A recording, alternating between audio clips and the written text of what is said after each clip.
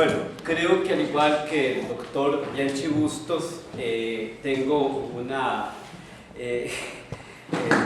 alegría de compartir el arte de narrar cuentos y creo que se puede proyectar bien la voz. ¿Me escuchan bien atrás? Sí, se escucha bien.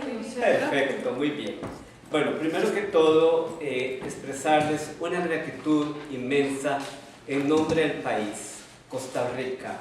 Un país que por su extensión a veces no es tan conocido y que mucho menos se sabe de él cuando se refiere al ámbito de sus trabajadores culturales. Costa Rica está situada en Centroamérica. Para que ustedes tengan una idea, tiene una extensión que apenas sobrepasa los 51.000 kilómetros cuadrados. Imagínense cuántas veces cabría Argentina, ¿verdad? Bueno, cuántas veces cabría Costa Rica en Argentina, ¿verdad? Es mucho. Y nuestra población también apenas sobrepasa 5 millones de personas. O sea, es un país muy pequeño. Y a veces cuando comparto esto con colegas extranjeros, me da la sensación de que vivo en un barrecito y en el que todos nos estamos como tocando hombro con hombro, y de alguna manera, simbólicamente, es así. Quiero también expresar la gratitud al Instituto Literario y Cultural Hispánico, la Academia Argentina de Literatura Infantil y Juvenil, a ustedes, ¿verdad?, muy queridos hermanos de Argentina, no solo en nombre propio, sino en nombre de la Universidad Nacional de Costa Rica y la Universidad de Costa Rica. En esas instituciones, durante más de 25 años, he tenido la posibilidad de trabajar en lo que amo: docencia en el campo de literatura infantil, el honor de continuar en la Cátedra de Literatura Infantil, fundada por Joaquín García Monge en 1915, en una institución que ya desapareció, pero la cátedra continúa en las universidades. Fue la Escuela Normal de Costa Rica, y específicamente en la Universidad de Costa Rica mantener un proyecto por más de 20 años que ha facilitado que no solamente se realice acción social en sitios como los que mencionó ahora el doctor Bianchi Bustos, como comunidades indígenas, hospitales, sino también producir y difundir conocimiento sobre literatura infantil en general, porque en nuestro país también hay que hablar de los clásicos, y de repente cuando uno habla de temas que en el mundo internacional son muy conocidos, Pinocho, Peter Pan, Alicia en el País de las Maravillas, para otra gente, incluso de la academia, que no está relacionada con el mundo de la literatura infantil, resulta novedoso. Pero lo más importante es hablar y difundir nuestra literatura. Por medio de Zoom y en el contexto de la pandemia, tuve esta grata experiencia hace un par de años de compartir una charla con colegas de la Academia Argentina de Literatura Infantil acerca de los 100 años de los cuentos de mi tía Panchita. De alguna manera, esa sería la charla que correspondería dar hoy, porque es una charla más general y para hablar del libro más conocido de esta autora. Pero también, por consideración a los colegas académicos, sería repetirles lo que, aparte de que ya compartimos, está grabado, ¿verdad? Está subido a las redes, a internet, así que ¿qué sentido tendría hacer este viaje para venir a repetir, ¿verdad? Así que voy a referirme a otra área de la amplia producción de Carmen Lira, que es su teatro, y no muy difundida. Hay que decir, en términos muy generales, que cuando se invoca a Carmen Lira, generalmente se piensa en dos cosas, o tres, ¿verdad? Una, el libro que ya mencioné, Cuentos de mi tía Panchita, que por esas casualidades de la vida, la primera edición, el único ejemplar de la primera edición de 1920, hasta el momento, lo tenemos únicamente registrado en la academia, en la biblioteca de maestros de Argentina. Ayer tuve la posibilidad por primera vez de tenerlo entre las manos. Entonces, claro, ya lo tenía en PDF, ya lógicamente lo había estudiado, pero sentirlo, es que no es lo mismo, sentir el libro, eso fue una experiencia, yo diría que casi mística para mí. Era un niño, voy a ser poco académico, era un niño con un juguete exquisito. y lloró, se emocionó. Por suerte no cayeron las lágrimas No, sobre el libro no. de más de 100 años. Menos No, mal, no, hubiera hubiera tenido problemas con las autoridades. Pero la realidad es que se emocionó, no era para menos, realmente. Y fíjense cómo valoramos pocas veces nuestro patrimonio nacional y tener acá esas cosas. Sí, claro. Y aquí voy a decir algo impropio. La gente por redes sociales y todo me decía, Carlos, agarrarlo, meterlo en el saco y salir corriendo para que el libro regrese a Costa Rica. Lógicamente no lo voy a hacer, pero el libro aquí está bien conservado y por alguna razón, las casualidades no existen, por alguna razón el libro está aquí. El libro está preservado, conservado, y aunque no está a la vuelta de la esquina de Costa Rica, sabemos que está aquí. Eso es lo importante. Y bueno, cuando se piensa en Carmen Lira, también se piensa en que fue iniciadora, forjadora de la educación preescolar en Costa Rica. Es materia de otra charla, no es lo que nos convoca acá. Y por supuesto, su filiación política, ¿verdad? Carmen Lira, durante los últimos aproximadamente 14 años de existencia, fue militante del Partido Comunista, hecho no usual, ¿verdad?, en una Costa Rica conservadora, una Costa Rica en la que las mujeres ni siquiera tenían derecho al voto, ¿verdad? Se les estaba prácticamente censurado que participaran en mitines en la calle, y ¿quién metía a una mujer comunista? Eso le costó, por supuesto, no solo que dejara lamentablemente de escribir literatura, porque se dedicó al partido, ¿verdad? Se dedicó a hacer las actas del partido, a trabajar por el partido, sino también que cuando se desarrolló la Guerra Civil de 1948, los Caldero comunistas, no voy a entrar aquí en minucias históricas, pero bueno, los comunistas perdieron la guerra. Muchos, principalmente los que más se manifestaban, tuvieron que salir del país. Carmen Lira se tuvo que ir a México y murió en México aproximadamente poco más de un año después de haberse ido. Murió en México añorando regresar a su país. Eso es un hecho histórico imperdonable, triste, pero bueno, ¿verdad? Vamos a hablar acá de una Carmen Lira no tan conocida, la dramaturga. Tengo una presentación en PowerPoint, no se preocupen, yo voy a tener como niño el examen, el forro, decimos nosotros acá, para verlo, porque como esta conferencia la doy solo en Navidad, pues no me la sé muy bien, entonces necesito apoyarme.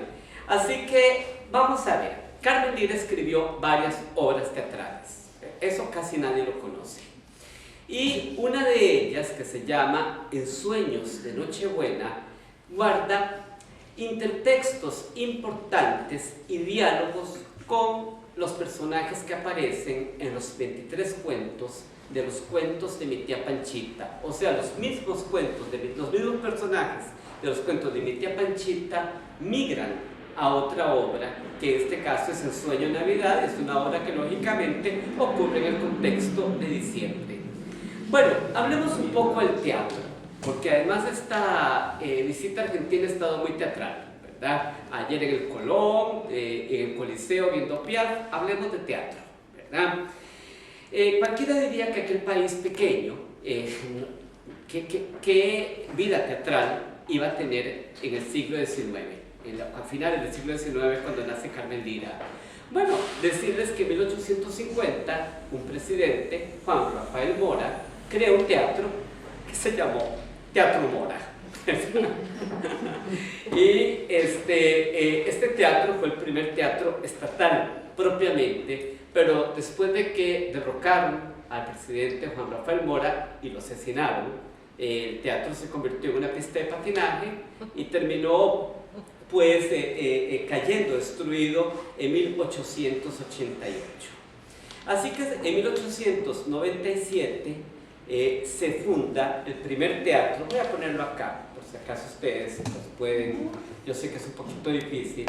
Un teatro estatal que se llama Teatro Nacional de Costa Rica, que en la actualidad no solo se mantiene en pie, viene a ser el equivalente al Teatro Colón de ustedes, por supuesto, mucho más pequeño, pero no por ello, diríamos, carente de hermosura. Y en este momento, hoy por hoy, es patrimonio histórico y es símbolo de la patria. Entonces, desde 2018, ¿verdad? Y bueno, este teatro se funda cuando Carmen Lira tiene aproximadamente 10 años de vida. Aparte de este teatro, que era estatal, existieron otros que eran iniciativas privadas, así hablaremos hoy, como el Variedades, que fue fundado en 1892, antes que el Nacional. Hoy se conserva solo su fachada nada más. El Teatro Adela, en 1924, y el Teatro Raventós, que fue privado y lo compró el Estado y ahora funciona como Teatro Melico Salazar. Está en pie. Esto para que tengamos una idea de que había una producción teatral y no solamente llegaban compañías, algunas de ellas viajaban de Europa, llegaban a Cuba y luego iban pasando por Costa Rica, Panamá, ¿verdad? Y hasta llegar algunas acá, ¿verdad? Totalmente al sur, por el Pacífico. El destino final era Buenos Aires. Sino que también había producción de música, teatro, danza en el país. Y bueno, en 1915 abre sus puertas una escuela formadora de maestros, una escuela normal. Esto insisto muchísimo porque está tan vinculado al desarrollo de la literatura infantil costarricense, porque en esta escuela normal, desde su inauguración en 1915, funciona una cátedra de literatura infantil. Y prácticamente junto con la cátedra, ¿verdad?, se empezó a desarrollar todo un movimiento también de escritura, de producción, de difusión de literatura para los niños, de la cual hoy seguimos siendo protagonistas. Y en esta escuela normal existió y existe todavía un aula magna, aquí voy a ponerla, que es un teatrito. ¿Y por qué esta aula magna, en la cual no solamente se hacían actividades académicas como conferencias y demás? Ahí está, aquí estuvo Jacinto Benavente, aquí estuvo Gabriela Mistral, para que ustedes tengan una idea, sino que también acá se presentaban obras de teatro, se contaban cuentos, se hacía poesía coral, porque en la formación de los maestros de aquella época se insistía muchísimo en el cultivo del arte. Y bueno, con la misma, muchos maestros empezaron a escribir teatro para niños. Y aquí no voy a mencionar todos los nombres, hay un rescate de antologías interesantes de teatro infantil.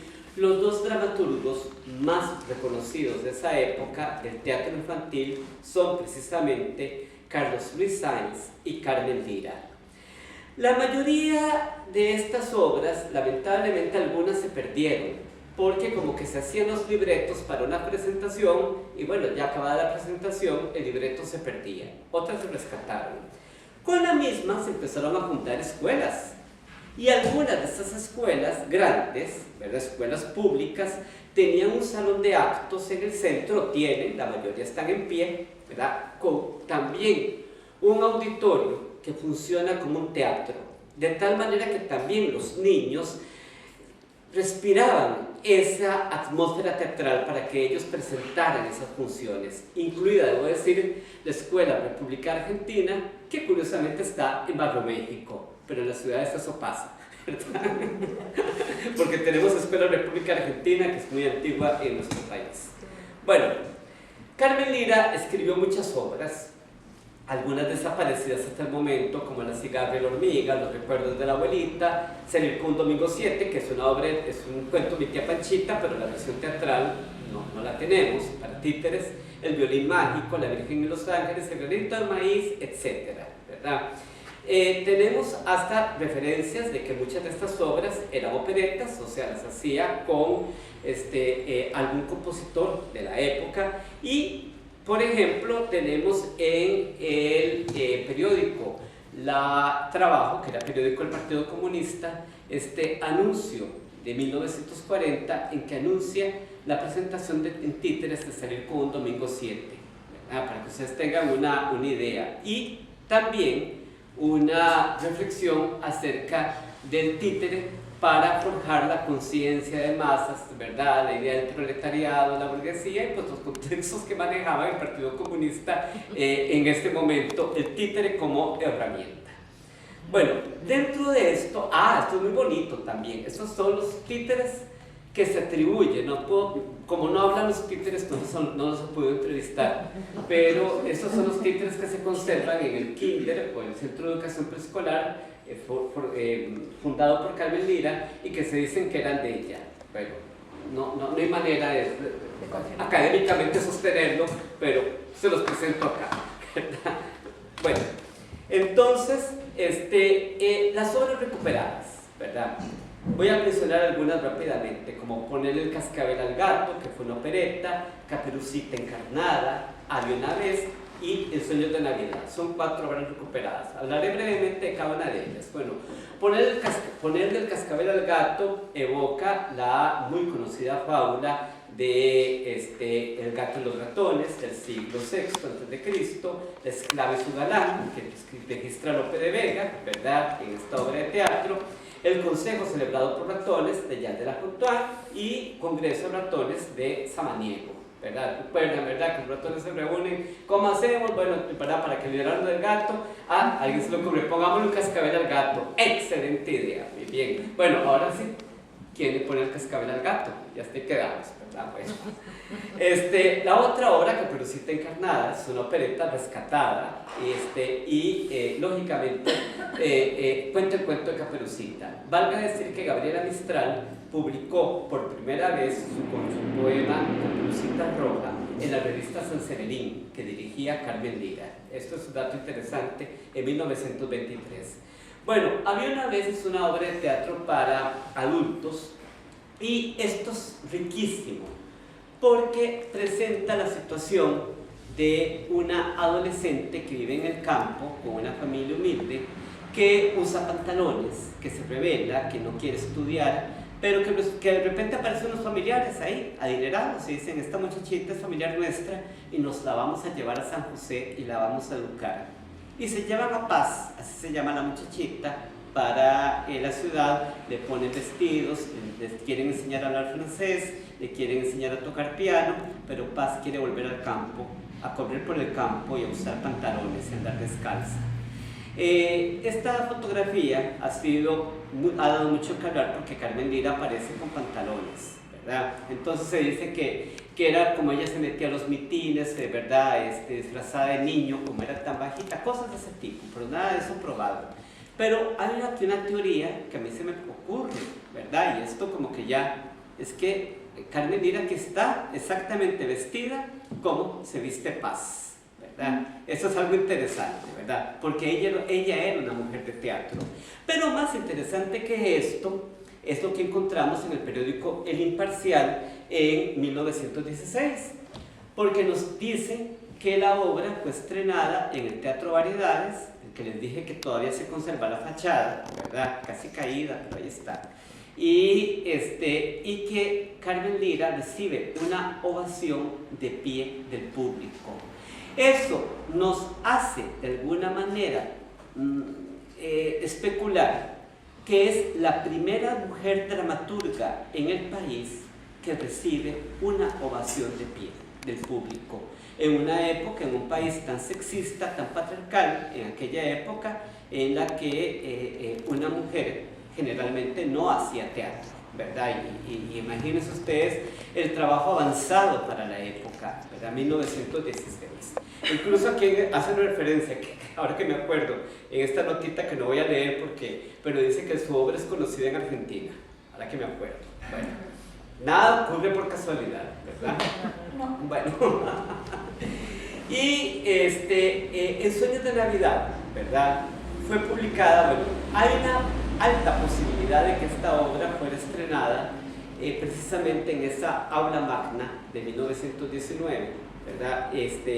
Con estudiantes normales, y que además se publicó por primera vez en el repertorio americano en 1930, y curiosamente sus muy queridos amigos, discípulos, pero luego se convirtieron más que amigos, más que discípulos, amigos, y esa familia escogida, Carlos Luis Sáenz y Luisa González, publicaron en 1971 esta obra en un tomito, ¿verdad? Pero le cambiaron el nombre, ya no se llama Ensueños de Navidad, sino que le pusieron Ensueños de Nochebuena. No sé por qué, ¿verdad? Si sería un error o algo pasó ahí, ¿verdad? La década del 70 es muy interesante, ¿verdad? Porque ya han pasado 20 años de la guerra civil del 48. Entonces ya esta imagen de la Carmen Lira comunista, las heridas, ¿verdad? Los resquemores que ha provocado la guerra ya empiezan a olvidarse y se empieza a rescatar la obra de Carmen Lira. Se funda también en 1971 la Biblioteca Carmen Lira en el kiosco del Parque Central de San José. No encontrábamos fotografías por ningún lado de la parte interna de la biblioteca, que funcionó hasta 1993, en ningún lado. ¿Dónde la fuimos a encontrar? En Argentina. La señora Graciela Pellizzari hizo una visita en 1980 y tenía fotos que nadie tomó en aquella época. Así que, bueno.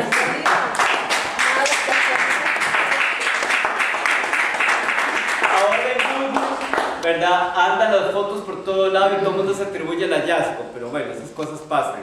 Y bueno, y también se empiezan a dictar otras obras de Carmen Lira, ¿verdad? A partir del 71. ¿De qué trata el Sueño de Navidad? ¿Verdad? El argumento es muy sencillo y está muy vinculado también a otro tipo de obras que también se hicieron acá en Argentina y en otros países de nuestra América. Resulta que dos hermanitos, hombre y mujer, no se pueden dormir en la Nochebuena, ¿verdad? Están ansiosos por los regalos y todo. Su abuela los arropa y les dice, vamos a dormir, ¿verdad? Ellos se quedan en sus camitas y entra la Nochebuena. Ahí entra llena de abalorios, cascabeles, etcétera, danzando, y detrás de la Nochebuena entra Cenicienta, que no encuentra su zapatito, ¿verdad? Y luego, ¿verdad? Entra Tío Conejo, que Tío Conejo es terrible, es engañoso, es embustero, bueno, todo lo que pueda. Con Tío Conejo no hay que hacer ningún trato, ¿verdad? Que es el principal sospechoso de haberle robado el zapatito a Cenicienta, por supuesto, como en las películas. Entra además Aladino, entra Pulgarcito, entra Blancanieves, entra Caperucita Roja, entra el Niño Dios, o sea, ahí se junta todo. O sea, yo digo, ¿qué tiene que hacer Aladino a la par del Niño Dios? Ustedes, Oriente y Occidente, a la misma altura los dos. Es muy divertido porque en un momento determinado la Nochebuena, que es como una especie de figura materna, castiga por igual a Tío Conejo y a Pulgarcito, ¿verdad? Porque Tío Conejo hace una travesura, pero se las ingenia para que nadie se dé cuenta, y castiga por igual a Pulgarcito y al Niño Dios. O sea, el Niño Dios es Dios, pero lo castigan igual. O sea, váyase para la esquina, ¿verdad?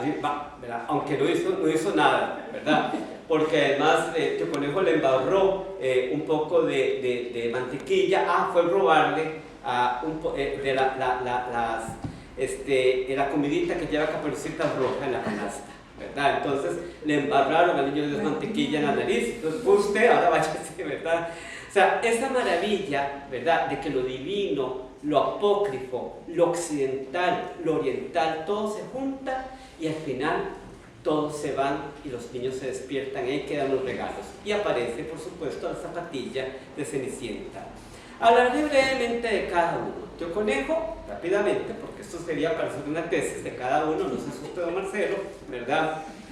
Tío Conejo viene de África, es un mentiroso, un ladrón, un embustero, aparece en 10 cuentos de la versión final de los cuentos de mi tía Panchita, ¿verdad?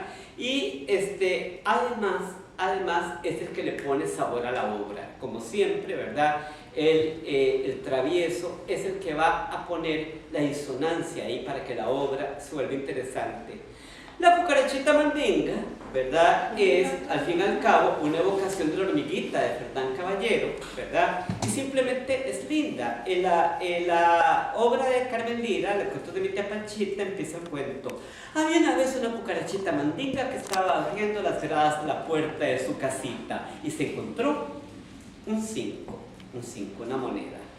En la obra de teatro, ¿verdad? El niño de Dios dice, eras una cucarachita mandinga que barriendo la puerta de su casita se encontró un 5. Vean que es casi que lo mismo, ¿verdad?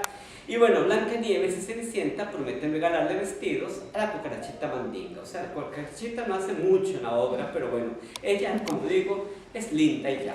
¡Qué buena! Coquete y ya. Aladino. Cualquiera diría, bueno, ¿qué hace Aladino en Centroamérica? Carmen Lira tiene un cuento que les recomiendo, los cuentos de mi tía Panchita, que es el Cotonudo. Cotonudo por el efecto del cotón, ¿verdad? El algodón. Es un muchacho que se viste con ropa muy humilde y termina casándose con la princesa. Uno empieza a ver que el cotonudo costarricense es Aladino. Aladino es el cotonudo costarricense. Vean ustedes qué interesante. Por ejemplo, Aladino, ¿verdad? Descubre salones subterráneos con calderas llenas de oro líquido, plata, oro sólido, linares y frutas elaboradas con piedras preciosas. El cotonudo encuentra debajo de una piedra una cueva, comillas, llena de talegos de oro, de cajas de brillantes, rubíes y toda clase de piedras preciosas, de conchas que encerraban perlas que parecían botoncitos de rosa. Bien, y por otro lado, recordemos que Aladino impide que la princesa pueda tener su primera noche de intimidad con el príncipe con el que se casó y no quiere, ¿verdad? El mago que sale el genio que sale de la lámpara transporta a los dos novios recién casados con todo y cama y Aladino les pone una espada en el centro para que ahí no pase nada, ¿verdad? Y bueno, en las 1001 noches se dice, pues esta noche cuando los recién casados se acuesten en su lecho nupcial y antes de que ni siquiera tengan tiempo de tocarse, los cogerás con lecho y todo y los transportarás aquí mismo. ¿Cuántos minutos? 8, muy bien. Y el cotonudo nos dice, un príncipe muy viejo, van a casar a la princesa con un príncipe muy viejo y más feo que un golpe en la espinilla. Porque la espinilla es aquí, ¿verdad? Ajá, duele, ¿verdad? Y acá la princesa del cotonudo es la que dice, vean, ahí son las partes interesantes, porque vean que Carmen Lira le da voz al personaje femenino. Ella dice, no señor, al que recibo es a este. Y es el cotonudo que está detrás de las cortinas. O sea, yo me caso con el que yo quiero, no con el que me impone. ¿Ah? Bueno, Cenicienta, ¿verdad? En el ensayo La Cenicienta de 1914, publicado y producido también por la Academia Argentina de Literatura Infantil el año pasado, creo, ¿sí? Dice Carmen Lira, los niños católicos la sitúan al lado de la Virgen María. Conozco una chiquilla que no quería pensar que la Madre de Dios fuese más buena o más bella que Cenicienta. En la obra de teatro, ¿qué dice el Niño Dios? Tus zapatitos de esa Cenicienta no conocen más que el camino luminoso que te llevó a tu príncipe. Pues bien, la Nochebuena también le responde. Nochebuena es un personaje. Reyes hubo que dejaron su riqueza y su país para seguir una estrella que los guiaba al amor. Se dirige a Cenicienta. Que el recuerdo de tus zapatitos sea como aquel lucero para ti. ¿Qué nos dice Balázs Blanch, ¿verdad? De España? Que el cristal, recuerden que el zapatito casi siempre es de cristal, ¿verdad? Es, por ser incombustible, se ha asociado con la Virgen María. Y Chevalier, por otro lado, nos insiste en que el cristal es la figura mariana y la luz del sol es su hijo que la atraviesa. Ven que no es casualidad Cenicienta relacionada con la Virgen María, ¿verdad? El Niño Dios. Bueno, aquí una cosa interesante. Sí, el Partido Comunista terminó atea, aunque Luisa González decía era atea, pero Dios la quería mucho, ¿verdad? Bueno, Carmen Lira, con toda esa fama, fue candidata a religiosa, siendo joven, de la Orden de las Hermanas de la Caridad, que atendía al Hospital San Juan de Dios. Por lo tanto, se evidencia en su obra que ella estudió las Escrituras de una manera seria, ¿verdad? Y bueno, vean ustedes qué interesante, el niño Dios es totalmente carnal, es como un niño más, un niño que castigaríamos, un niño que con el que jugaríamos, es un niño, aunque sea Dios. ¿Qué nos dice San Juan 1:14? Aquel que es la palabra que se hizo hombre y vivió entre nosotros, lleno de amor y verdad. Filipenses 11:7. Hizo a un lado lo que era propio y tomando naturaleza de siervo, nació como hombre. Parezco sacerdote, pero bueno, no soy. En los cuentos de mi tía Panchita, ustedes lo leen, los personajes divinos aparecen como cualquier otro personaje, como si estuviera aquí en Ubieta, la negra y la rubia, la flor del olivar. Nos encontramos a la Virgen María pidiendo limosna, ahí, ¿verdad? No voy a entrar aquí en detalles porque la negra y la rubia, la Virgen, la que hace las veces de hada madrina para la rubia, que es la Cenicienta, ¿verdad? Es la Virgen María, ¿verdad? Es muy interesante porque se la aparece sobre una piedrita como una muñequita. Nuestra patrona, la Virgen de los Ángeles, se apareció a una niña también de origen, según la tradición afro-indígena, ¿verdad? Sobre una piedra. Ese es el cuento, ¿verdad? La tradición, bueno, la historia, ¿verdad? Para los que creemos en eso, ¿verdad? Y la flor del olivar, María le indica al tercer hijo, ¿verdad? Es uno de estos, los 3 hijos que salen a rodar tierras, ¿dónde está la flor milagrosa que están buscando? Bueno, ahí podríamos seguir buscando otros ejemplos, ¿verdad? Dios hasta habla con Tío Conejo. Ya termino. Entonces, por eso es que prácticamente vemos ese Dios humano. Conclusiones. El teatro de Carmen Lira es parte de un patrimonio en gran medida ignorado y oculto en la literatura costarricense. En el teatro de Lira existe el diálogo con numerosos personajes literarios, no solo los que pudo haber leído, sino los que ella escribió también. Y bueno, la recomendación de montar estas obras, y esto pues lógicamente es una recomendación por sobre todo para mi país. Me despido con la canción que se repite en la obra En Sueños de Nochebuena. La Nochebuena se viene, la Nochebuena se va, y nosotros nos iremos y no volveremos más. Muchas gracias.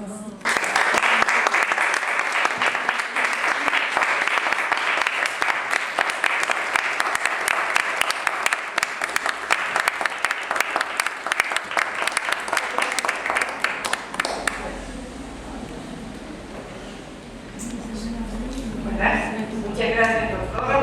Excelente su exposición, además de la profunda reflexión, tiene condiciones artísticas, ¿verdad? Muchísimas gracias. Sabes, Marta, que tuve, y le cuento el resto, tuve el placer el martes, estuvo acompañándome en la cátedra de narración en el profesorado, la mañana, y estuvo narrando algunos cuentos costarricenses.